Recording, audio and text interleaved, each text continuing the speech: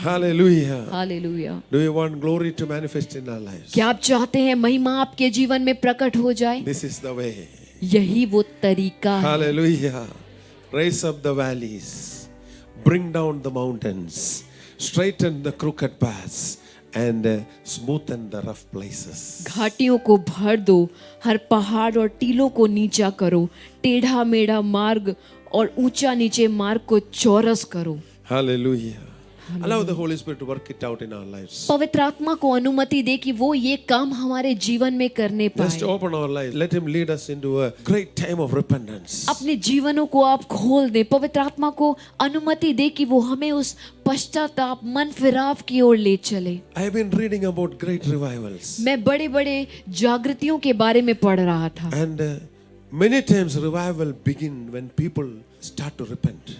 और कई बार जो जागृति है वो तभी शुरू हुई जब लोगों ने मन फिराना शुरू किया। I was reading about Osbury revival. मैं अस्बरी रिवाइवल के बारे में पढ़ रहा था And in almost all the revivals, और मानो ज्यादातर सभी रिवाइवल्स में people were crying their heart out, लोग अपने हृदय से रो रहे थे crying in repentance. और उस मन फिराव को लेकर वो रो रहे थे। I have read that in one Bible college, the children were leaning on to a wall, crying, so that after some time there was a puddle of tears near their feet.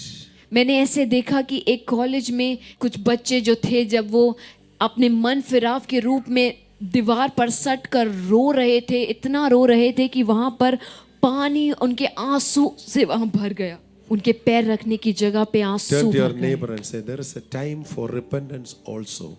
अपने पड़ोसी की ओर मुड़कर देखकर कहें कि मन फिराने का समय है। Hallelujah. Praise God. I mean, there is times of joy. There's times of worship. There's times of rejoicing. But there is a time for repentance also. आराधना का समय है, आनंद का समय है, लेकिन ऐसा समय भी है जब मन फिराने की जरूरत है। Can we read Jeremiah chapter 48 यिर्मयाह 48 and verse 10? It says, cursed be the one who does the Lord's work deceitfully or negligently. शापित है वह जो यहोवा का काम आलस्य से करता है। Cursed is the one who does the Lord's work. So what is that Lord's work? तो परमेश्वर का काम क्या है? The work of making Jesus the Lord in every area of our flesh. वो काम जो हमारे इस शरीर के हर क्षेत्र में यीशु को प्रभु बनाने, All areas of flesh. हमारे शरीर के हर क्षेत्र में Give authority to Jesus. Say to Jesus, Jesus, you are Lord. यीशु को अधिकार देकर कहें, यीशु आप प्रभु है। Hallelujah. Hallelujah. Praise God. You do whatever you want. आप जो भी करना चाहते हैं आप करिए। And the next line says, and cursed be the one who restrains his sword from blood.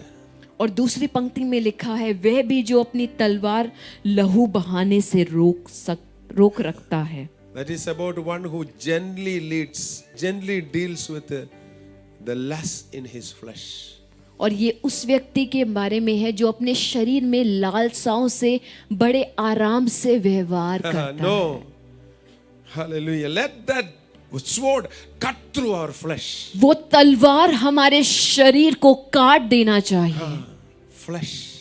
हमारा ये देह उसे काट देना चाहिए। Praise God. And next verse, if you would look at it, it is something about Moab. ये मोआब के बारे में अगले वचन में लिखा है, Moab has not been emptied from vessel to vessel, so that his scent, his aroma is not changed. जो मोआब था वो बर्तन से दूसरे बर्तन में उडेला नहीं गया था, ताकि उसका जो वो सुगंध है वो बदला ना जा सके। See, this is something we need to understand.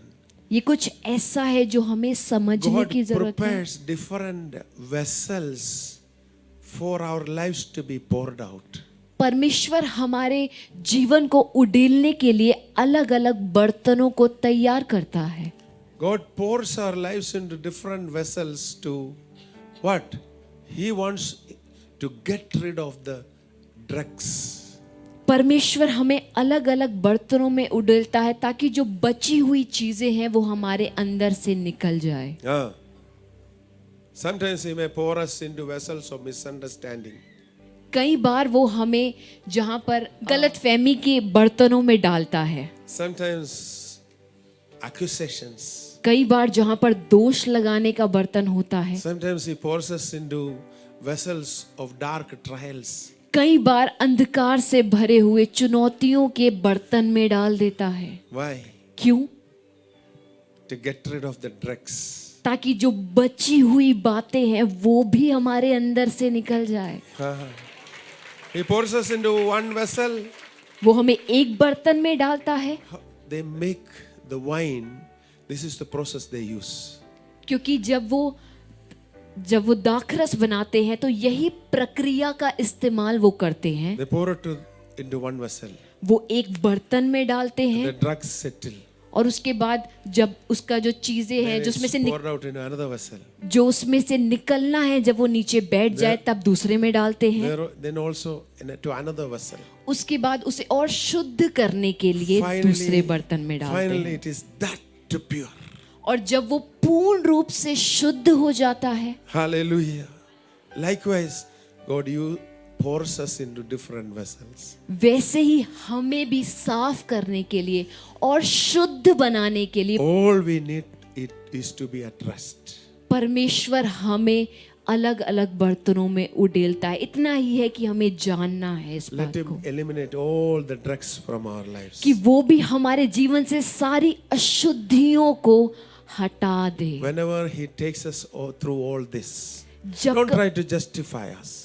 जब भी कभी वो आपको इन सब चीजों से लेकर चलता है तो आप अपने आप को अपनी सफाई देने की कोशिश ना करें। Just cry out to God केवल परमेश्वर के सामने रोएं and leave that thing with Him. और उन चीजों को परमेश्वर के पास छोड़ दें। Allow Him to do that. उसे अनुमति दें उस काम को करने के लिए। Hallelujah. If you read Romans 8:30, Romeo 8:30 Paul is saying, those whom He predestined, He called. Those whom He called, He justified. Those whom He justified, He sanctified. फिर जिन्हें उसने पहले से ठहराया उन्हें बुलाया भी और जिन्हें बुलाया उन्हें धर्मी भी ठहराया और जिन्हें धर्मी ठहराया उन्हें महिमा भी दी। Hallelujah. So it is not that Paul has made a mistake there. तो ये ऐसा नहीं है मानो पौलुस ने वहां गलती की हो। It should have been like this. ये ऐसे ही होना चाहिए था। Those whom He predestined, He called. जिसे उसने ठहराया उन्हें Those whom बुलाया, He predestined, He justified. जिन्हें बुलाया उन्हें धर्मी ठहराया, And those whom He has justified, He has sanctified. And those whom He has sanctified, He has glorified. जिन्हें उसने बुलाया उन्हें उसने ठहराया और उन्हें उसे धर्मी भी ठहराया है। Sanctify is a verse. So God is in the process. He wants to sanctify us. तो यहाँ प्रभु यही कह रहा है कि वो हमें शुद्ध करना चाहता Paul है। understood. It will be there. पौलुस समझ गया कि ये वहां पर है। God will take us through this process of sanctification. परमेश्वर इस शुद्धिकरण की प्रक्रिया से हमें लेकर जाएगा ही। Then only we will be able to be glorified. तभी हम उस महिमा को देख पाएंगे। Hallelujah. हालेलुया।